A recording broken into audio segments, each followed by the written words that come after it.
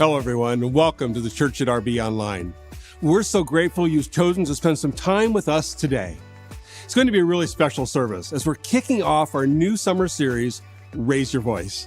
This new series is all about finding our voice, learning to raise it, and living the life God has called you to.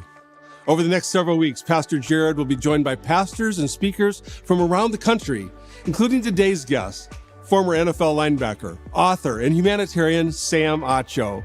We can't wait for you to hear Sam's story and grow through his message today. We're going to spend some time in worship first. So wherever you're watching from, let's start by raising our voices in worship. See you soon.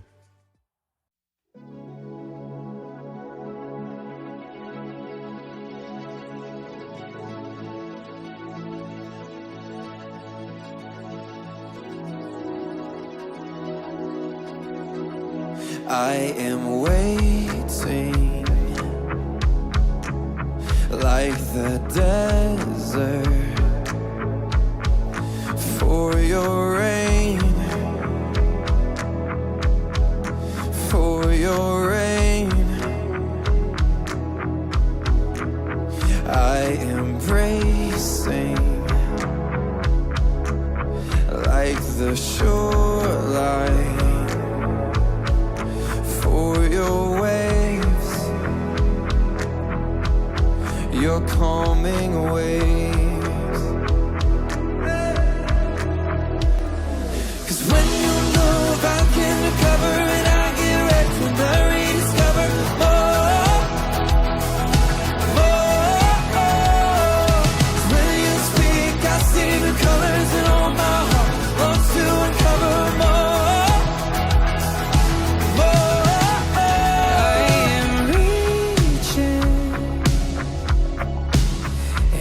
Towards heaven, I'm so undone, so undone. You've awakened, you're reshaping my heart with yours, my heart.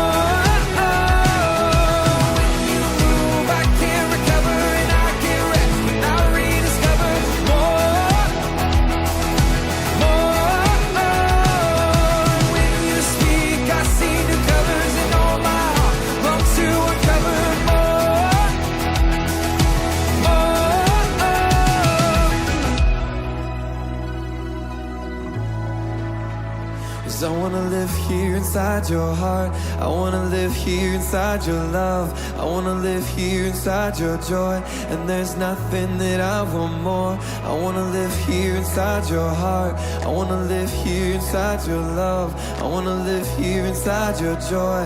And there's nothing that I want more. I wanna live here inside your heart. I wanna live here inside your love. I wanna live here inside your joy. And there's nothing that I want more.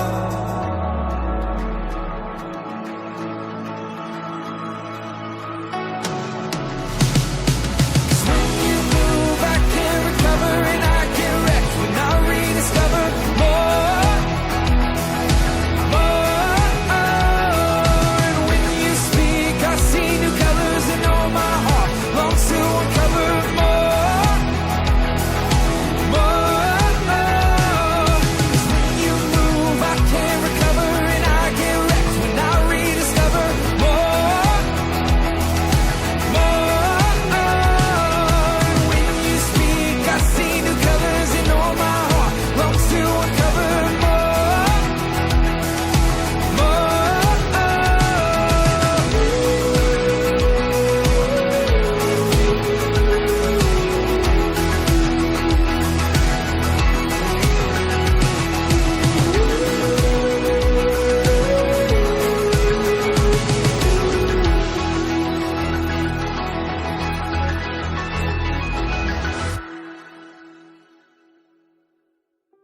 Hello, everyone. Thanks again for joining us for Church Online.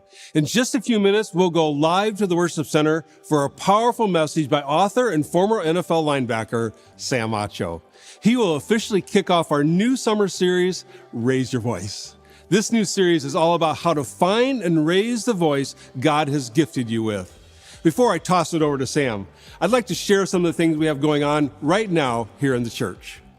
On Saturday, June 26th, we'll be holding our Next Good Neighbor Day full of meaningful service projects for you and for your family.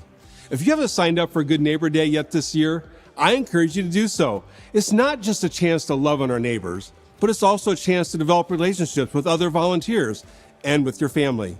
It's a chance to grow and follow Jesus closer by doing. Two featured projects this month are meal packing from an organization called Kids Around the World, as well as renovating the Kit Carson Amphitheater. Registration is open now online. As the school year is coming to a close, we don't want to miss the opportunity to celebrate all of our graduating students. We're especially proud of our high school seniors for all they've accomplished in just making it to graduation, considering how difficult this school year has been. Stick around after the message to see our high school pastor, Caden Vanderbile, chat with some of them about their plans and what they've learned along the way. Are you interested in developing more spiritual rhythms in your life? An easy way to do that is by reading our daily devotional. Devotionals are written by our team of pastors and are a great way to get your day started. Text Daily Devotional, all one word, to the number below, and start receiving your devotionals each and every morning. The Church at RB would like to thank you for your financial support. Your generosity allows the church to embody our good neighbor spirit across the city and around the world. Giving is a personal act of worship and demonstrates your faith and your trust in God. If you're in a position to give, we invite you to do so by going to crb.gives. Let's continue to worship together. And then Sam Acho will kick off our new summer series, Raise Your Voice.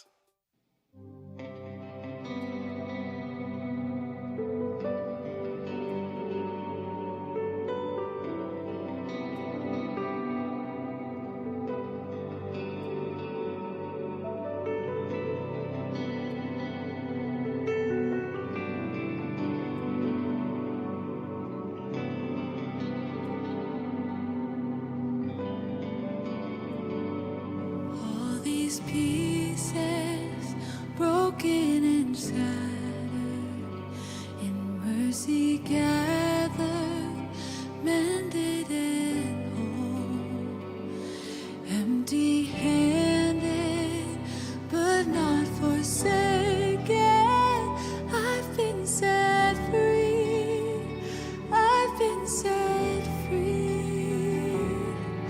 Amazing sweet the sound that saved a wretch like me.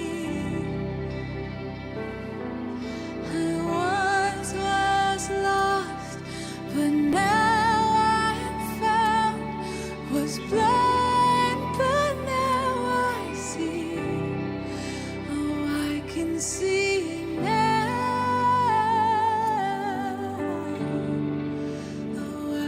See the love in your eyes, laying yourself down, raising up the broken to life.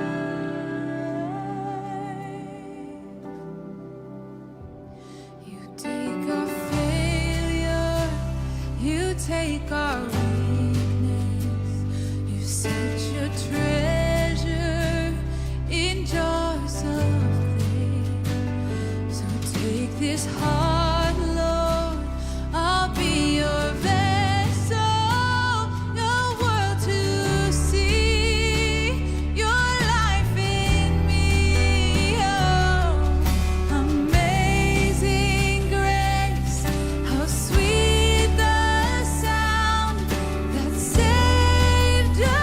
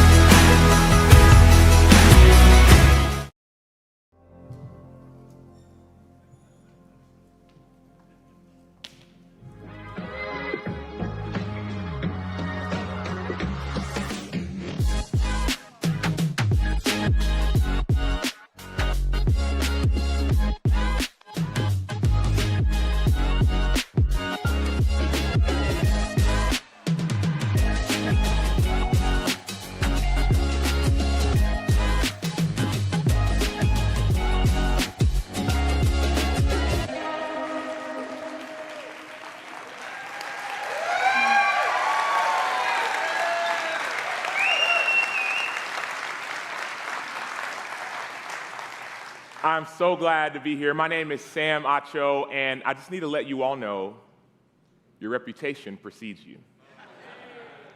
Your reputation precedes you. I got in late last night. My flight got delayed a couple hours, and I got in, I made it to the hotel, and the hotel attendant found out I was going to speak at this church, and he said, "Oh, I know that church.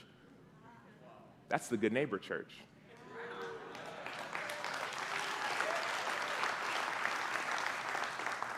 He said, "I've heard about that church. This guy doesn't attend the church. He's not a believer, not a follower of Jesus." But he said, "I know them. They're in the community. They're the hands and the feet. They're always showing up.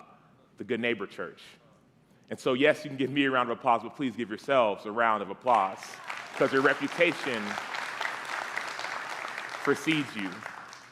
And so today I'm honored to be here, but I'm going to talk a little bit about what it means to have your reputation precede you and also to walk into that, and sometimes when you don't always walk into that.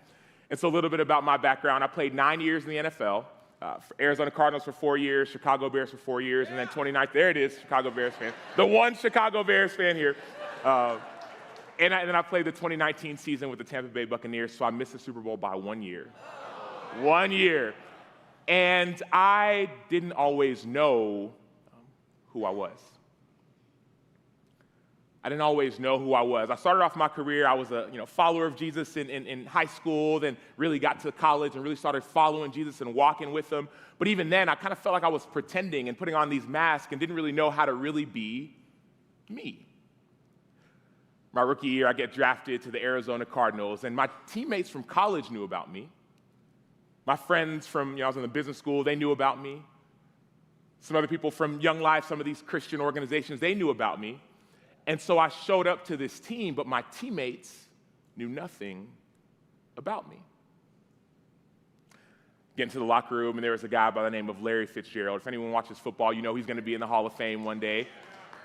And so my friends from high school, from college, they said, "Man, you're on a team with Larry Fitzgerald. How is he? Is he as great of a guy as he seems? And man, he does all this stuff in the community, and why does he do the things he do?" And I would lie.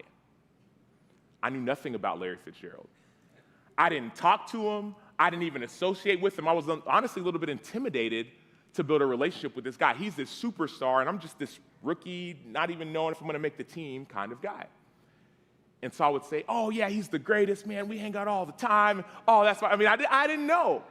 And finally, one of my friends from college, one of my best friends, his name was Mikey, he said, "Sam, why don't you just have a conversation with the guy?"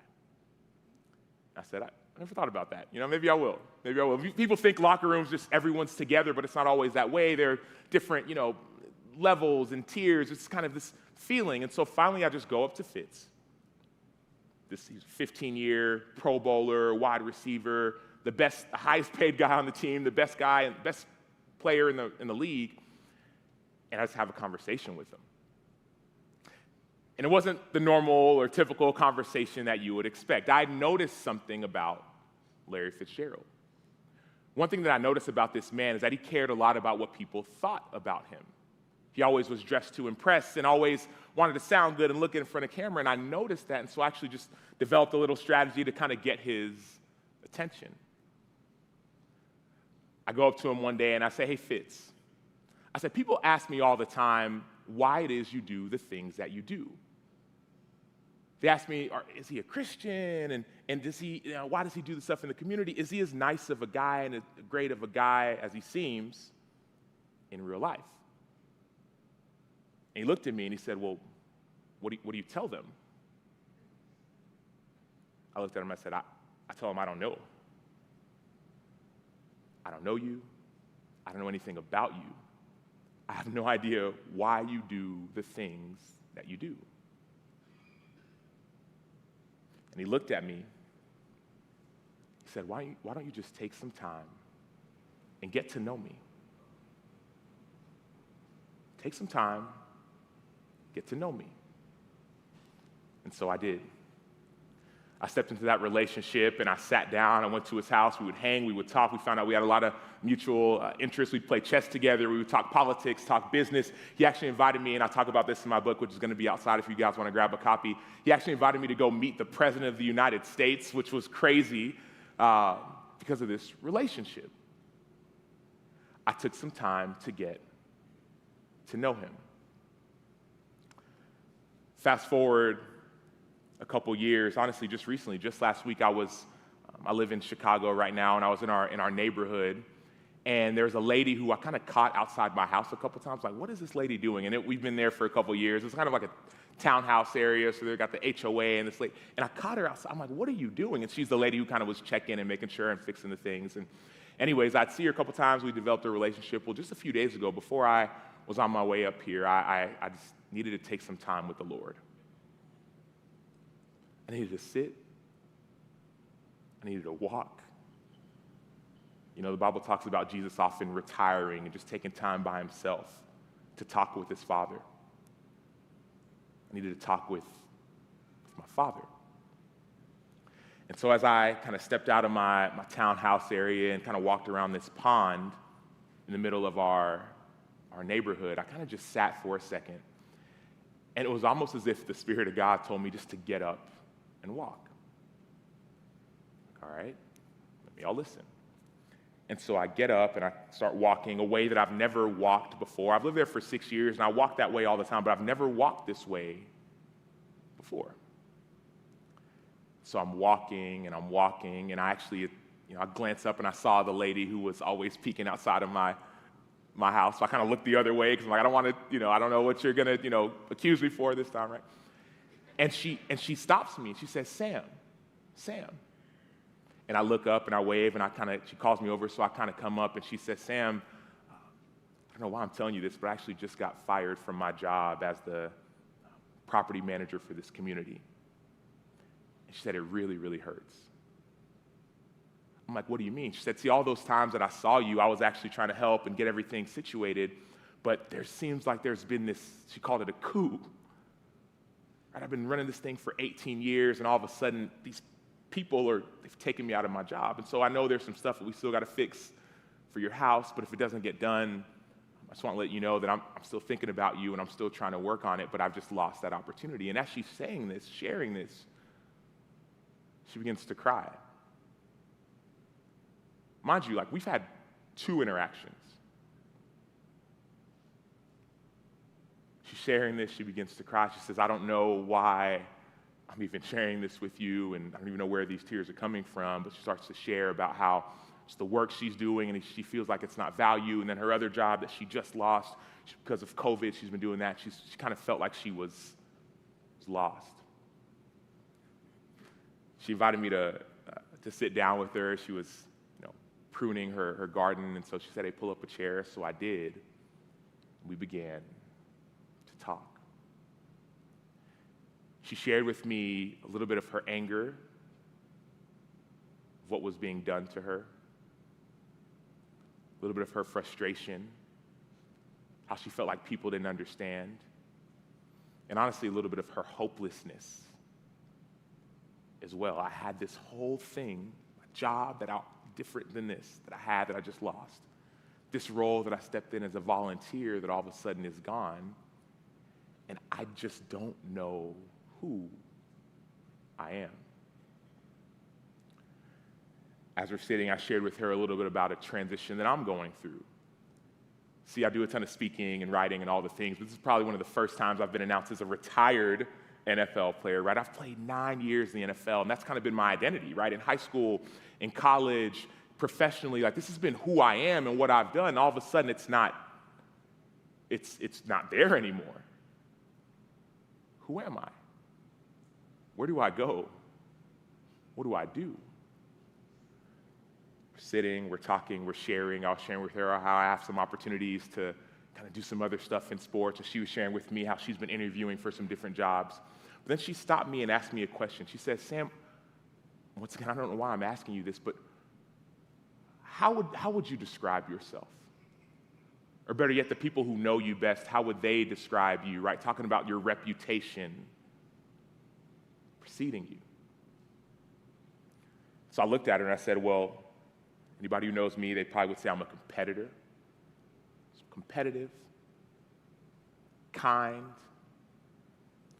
I said emotional, but I changed it to emotionally strong to make me seem a little bit, Emotionally strong. She's like, yeah, that sounds better. Emotionally strong, and then also driven. Those are the things that I feel like have described me, but it's like I'm losing this one thing, and I don't know where to go or what to do with it. And she said, Sam, see, yes, you played in the NFL, but when I saw you, the respect I had for you had nothing to do with your job or with your work or with anything. It was your eyes. I could see your kindness in your eyes. I could see your compassion in your eyes. A similar story happened yesterday as I was in the airport on the way here. I had a bunch of books, as I mentioned, they're out, and I was bringing them with me. And I was kind of, once again, just prepping and praying. And as I was sitting and waiting, my flight got delayed 5 hours, so I got a chance to, I'm glad I made it, but I mean, it was long. I felt like I saw this family, a mom, a dad, and 3 teenage kids. And I just felt like God was like, hey, I need you to give them your book. And I'm like, God, I kind of brought these books to sell to some, there's some, you know what I mean? He's like, I need you to give them your books. And I'm like, okay, well, they don't know me, and like, it's going to be kind of, I need you to give them your books. I'm like, all right, like, what am I about to do right now? And so I prayed, kind of like argued a little bit with God, if you will.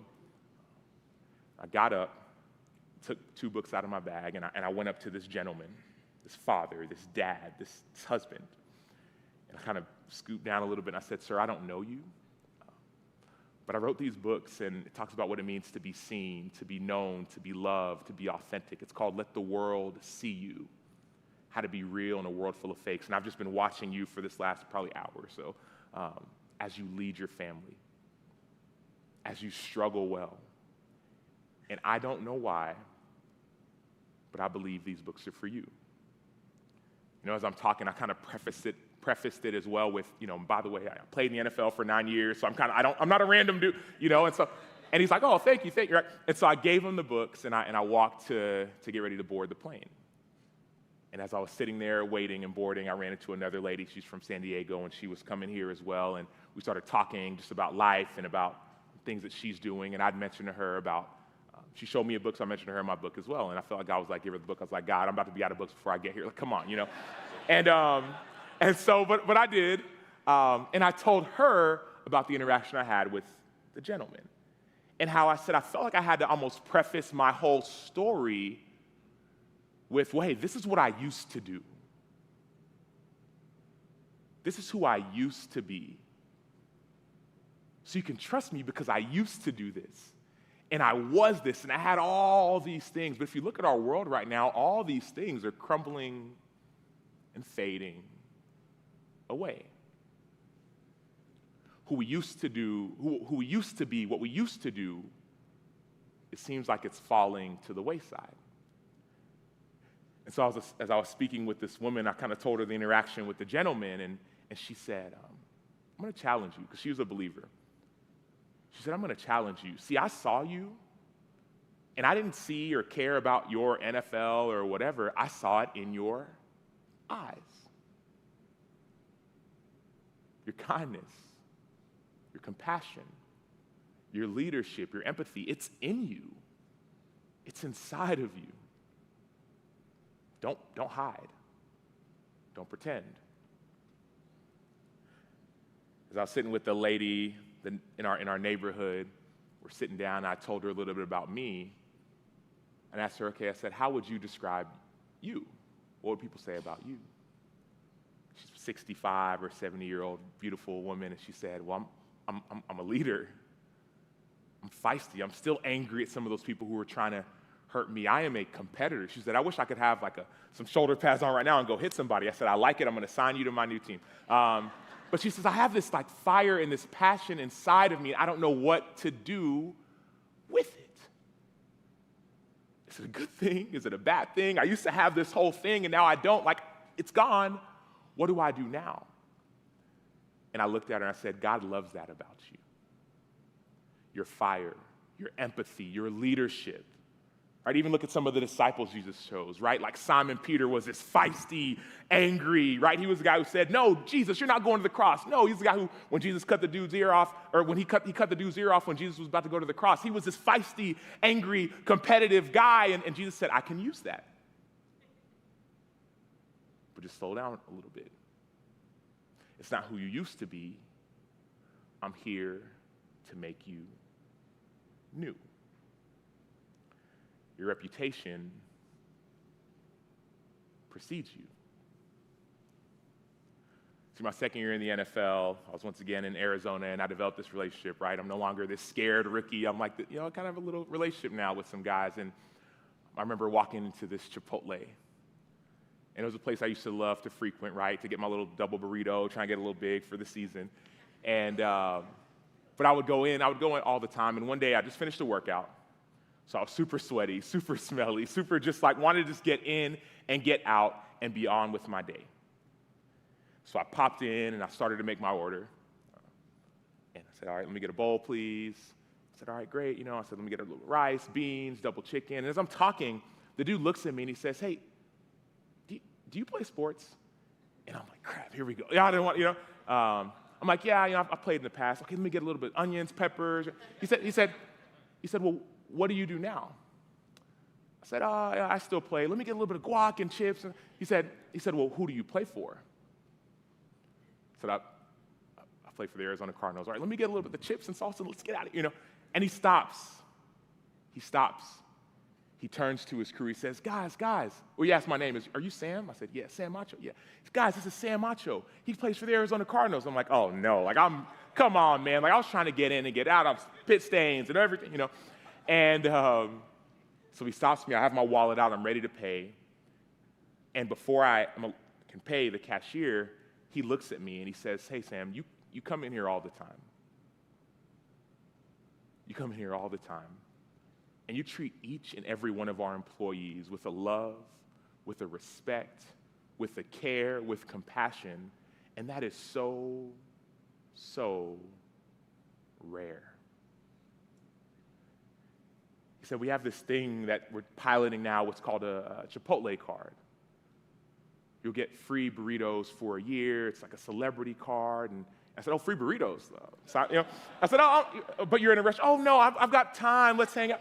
And so he said, well, yeah. He said, well, we'd love to just, I said, what do you need from me? That's what I asked. He said, well, we just need your number. I said, okay, my phone number, social security number, whatever you need, I got. He said, phone number is fine. We just love the way you honor us and honor people. Your reputation precedes you. So I gave him my phone number. And he essentially said, okay, well, someone from corporate's going to be calling you soon. So be ready. I said, okay, great. This is my chance. My life will be forever changed. And then I got the call. It was a man by the name of Kennedy Turner who ran Chipotle's corporate marketing. And the first question he asked, he says, hey, Sam, nice to meet you. Quick question. Are you a Christian? Oh, that's what I said. He said, are you a Christian? I think at that point, I understood a little bit better of how Peter felt. After Jesus was being taken, he'd been arrested, and they said, hey, do you follow him? No, do you follow? No, I don't know him. Mine was burritos, his was following Savior of the world. But are you a Christian? And I paused and I said, yes, I am. And he said, that's interesting. I'm like, well, here we go. There goes my burritos. He said, it's interesting because I saw on your social media profile, you said follower of Jesus, and it gave me pause. I said, well, why did it give you pause? He said, well, I'm a follower of Jesus too, and I always wondered what it was like to be a follower of Jesus in that world, in the NFL world, and in the corporate space as well. I'd love to sit down and have a conversation. Your reputation precedes you. We would meet, and yes, I would get my free burritos for a year, actually 3, because he became a good friend of mine, right? And it just almost reminded me that, like, oftentimes we try to hide, we try to pretend, we try to hold on to these things of the past, and God says, I'm making you new. One thing I do, forgetting what's behind and pressing on towards what's ahead. God is making us new. But then I had to stop and say, okay, why don't we want to go to these places and do these things that we feel like God is calling us to do? What's holding us back? And as I sat and as I thought and as I kind of lived that and also prayed it, I realized it's fear. A lot of us are scared that maybe we're not enough. Maybe this thing that we've been putting our identity in is the only thing, and there's nothing more. Maybe if we let go of what we think is our thing and follow God, like what if we get abandoned? A lot of us are afraid. I have a 6-year-old little boy named Caleb. And Caleb is afraid of the dark. Go to sleep and put the nightlight on and he'll still be scared. Daddy, can you sleep with me? Daddy, can you lay down with me? Daddy, can I lie down in your room? He's afraid. And I realized something. I realized that the times when he has his peace, it's not when the lights are on, but it's when I'm with him. He feels peace. I'll go lie down in the room, he'll feel safe, he'll feel secure, because I'm with him. Nothing about his situation changed. The room is still dark. The night has still come. But all of a sudden, his father is with him, and he feels a sense of peace. See, I believe God is calling us to something greater, and a lot of us are afraid. Afraid of failing, but some of us are afraid of succeeding. What if we become uber successful at this thing that may not be the thing that God wants? What if we just kill it at this thing and we don't know how to handle all the pressure? But I'm here to remind you, God is with you. Situation may not change. Still may be dark in that room. But once you invite God to that table, all of a sudden your perspective changes. There's a story about Elijah in the Bible, and they were fighting this war, and their people were surrounded, and one of the soldiers said, "Oh no, we're about to lose this battle. I'm surrounded.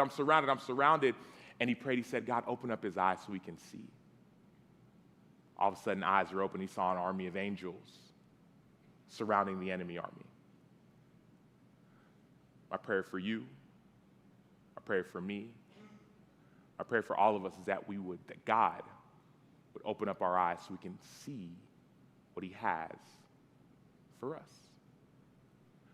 Your reputation precedes you. You see, I travel a good bit as the band comes up. I travel a good bit, and I speak, and I go all around the world and around the country. And it's interesting when I go to places and meet people, I don't get the response that I got when I came here. See, when I came here and I told them what I was doing here, they said, "Oh, I know that church. That's the Good Neighbor Church. They come and they serve. They're working on sex trafficking. They give out food. They help us. They are the hands and feet in a lot of ways of Jesus. I know that church." The reputation precedes them. But once again, for whatever reason, we stop. We hide. We pretend. We make ourselves small because we don't believe that God can really use us in a mighty, in a powerful way. But if I could just remind you of one thing, and I'll tell you this as I close. Something that a mentor of mine told me. It was my last year in Chicago, and I just signed a multi-year, multi-million-dollar contract. Like I was on top of the world. But for whatever reason, I felt empty. Had a friend, had a mentor. He sat with me and sharing with him some of the things I've been struggling with. I said, "I'm not being the dad I want to be, the husband I want to be, the friend I want to be. And like that woman who I sat with, I began to cry. He looked at me and he said, "Hey, Sam, it's really nice to see you. The real you. Not the one who pretends to fit in with everyone else, but the one who's competitive, yes, kind, emotional, strong, and driven. It's nice to see you." See, when I shared some of my scars, some of my fears, some of my pain with this friend of mine, he saw power. He didn't see fear, he didn't see weakness, he saw strength. So many of us, we feel like we have to be this strong hero and leader. We have to have it all together as a mother, as a teacher. And God says, no, when you are weak, that's when my power can be made strong in you. Share your weakness. Share your scars. My friend, he said, "Sam, it's nice to see you. I appreciate you. I've known you for 10 years. I've never seen this side of you, but this is powerful. There's something special there." Continued that season, and so much happened. We had an injury. I got released. I had a broken leg. I mean, so much happened that year. And kind of to culminate it all, I lost a mentor of mine, next door neighbor from my time in Arizona. His name was Jerry Price, and he had cancer.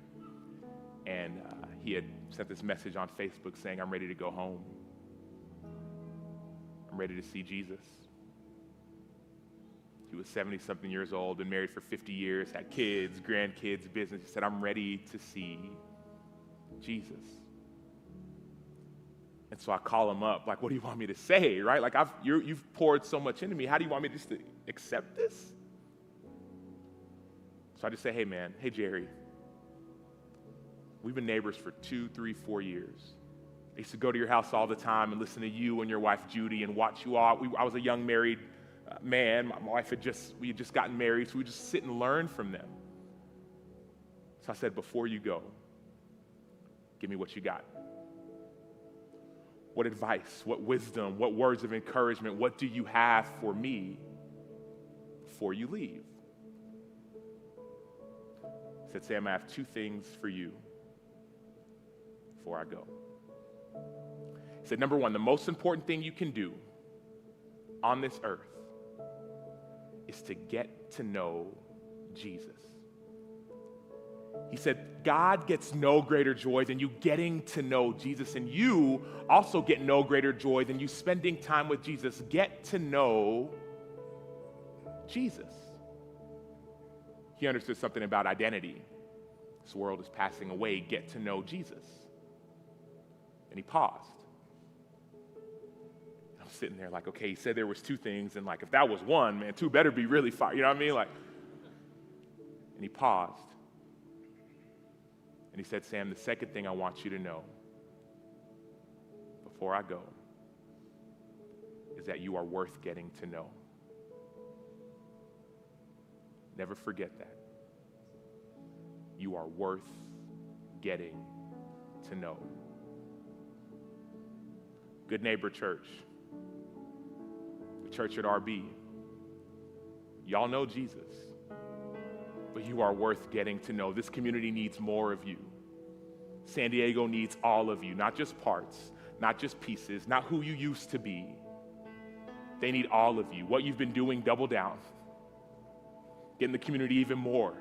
Serve, love, commit, be open, share your scars, share your weaknesses so God's strength can be made full in you. The church at RB, the Good Neighbor Church, really the Good Samaritan Church. Can we use that, Jared? The Good Samaritan Church. You are worth getting to know. You are the hands, you are the feet, you are the light, you are the life. God wants to use you to change not just this community, but the world. Don't play small. Don't hide. Don't pretend. Don't act like you are not enough. You are more than enough. Christ's power is made perfect in your weakness. You've known Jesus. Now let everyone else see you. Let the world see you. Let your community, your neighbors, your people who you work with, let this entire nation see you. just like that hotel attendant when I walked in and he said, no, I know that church. Their reputation precedes them. That's the Good Neighbor Church. They love me well. They love our community well. They serve us well. I know them. Give me more. More loving, more serving, more leading. Give us more. Get to know Jesus. But you as a church, y'all are worth getting to know. Thank you.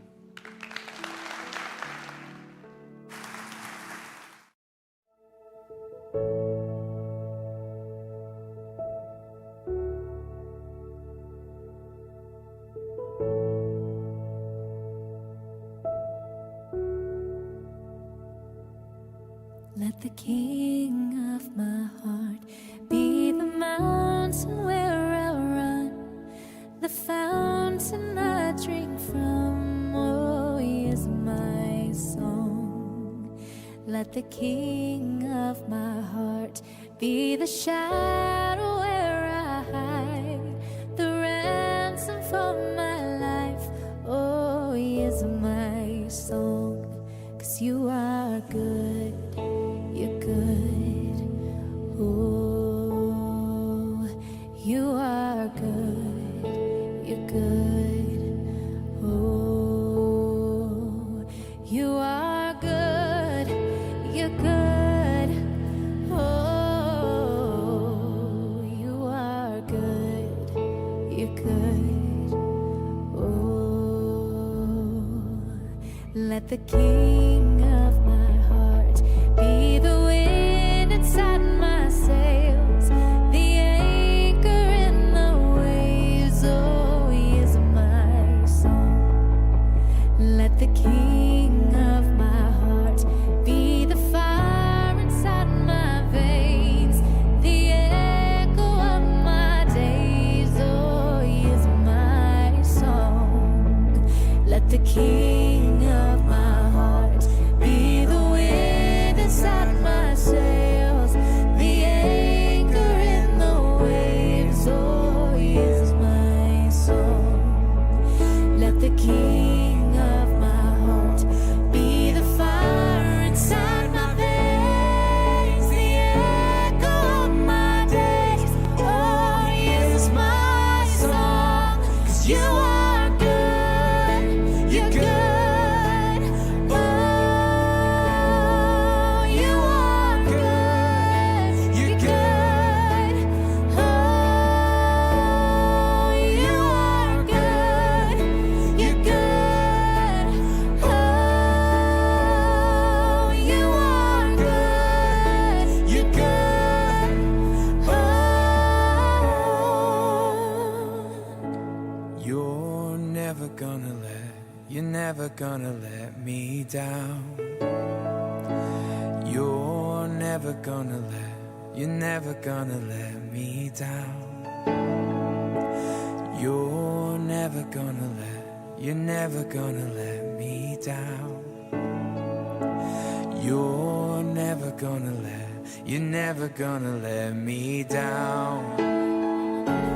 You're never gonna let me down. You're never gonna let me down. Oh no, no. You're never gonna let me down. You're never gonna let me down. 'Cause you are good. You're good. Oh, you are good. You're good. Oh, you are good. You're good. Oh, you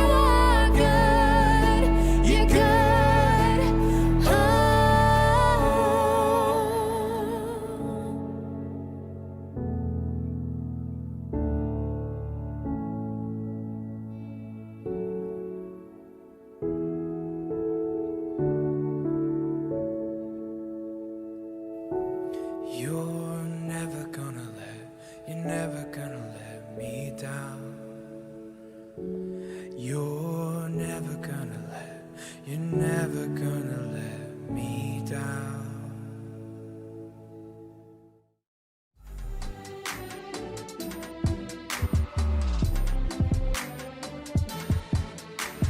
I had the opportunity and privilege to baptize you a little while back. You've been part of the church for a long time and a part of the youth group, and now you're graduating high school. I just wanted to ask you, where are you headed next? What are you up to? My plans for next year is I will be attending the University of Idaho. I'm going to be going into Miramar Community College. I'm going to the University of Washington. Big change of weather. Looking back on your high school career, what 3 words would you use to describe it? Would definitely be unique with COVID and everything. Fun because I made so many friends. Intense, I guess kind of joyful. It's quite a lot to process, but it's also a lot to be happy about too, because I finally made it. I'm finally here.